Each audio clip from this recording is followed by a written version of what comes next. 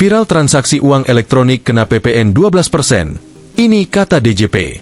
Direktur Penyuluhan, Pelayanan, dan Hubungan Masyarakat Direktorat Jenderal Pajak, DJP, Dwi Astuti menegaskan bahwa pengenaan pajak pertambahan nilai, PPN, pada transaksi keuangan elektronik bukan objek pajak baru. Hal itu diungkapkan Dwi menanggapi ramainya kabar transaksi uang elektronik akan kena PPN 12% tahun depan.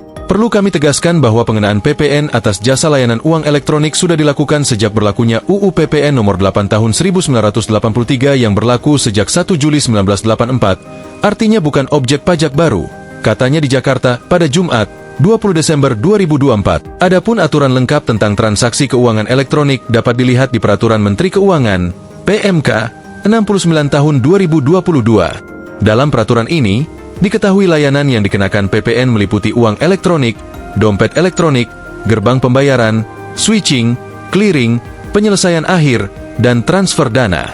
PPN dikenakan pada biaya layanan atau komisi yang dibebankan kepada penyelenggara, seperti biaya registrasi, top-up, pembayaran transaksi, transfer dana, dan tarik tunai untuk uang elektronik. PPN juga berlaku pada layanan dompet elektronik, termasuk pembayaran tagihan dan pay later, serta biaya merchant discount rate, MDR. Namun, nilai uang elektronik, saldo, bonus pound, reward pound, dan transaksi transfer dana murni tidak dikenakan PPN. Jadi, semisal seseorang ingin top up saldo e-wallet Rp10.000 dan dikenai biaya layanan Rp1.000, maka PPN, setelah kenaikan tahun depan, yang akan ditarik adalah 12% dari Rp1.000, biaya layanan, yaitu Rp120. Sehingga total yang harus dibayar orang tersebut adalah Rp11.120. Sedangkan, ketika seseorang hanya mentransfer uang atau menggunakan saldo tanpa biaya tambahan, maka tidak ada PPN yang dikenakan. Pajak pertambahan nilai, PPN, sebesar 12% yang dipastikan berlaku pada Januari 2025 masih menuai penolakan. Tidak hanya melalui aksi daring, warga yang menentang kebijakan ini juga turun ke jalan untuk menyuarakan ketidaksetujuan mereka. Koordinator Pusat Badan Eksekutif Mahasiswa Seluruh Indonesia, BEMC, Satria Naufal meminta Prabowo membatalkan keputusan menaikkan PPN hingga 12% tersebut.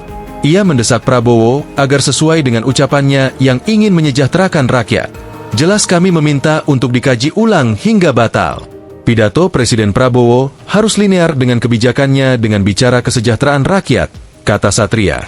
Para aktivis mahasiswa itu, katanya, akan menggelar demonstrasi penolakan yang masif jika desakan penolakan ini tidak didengar pemerintah.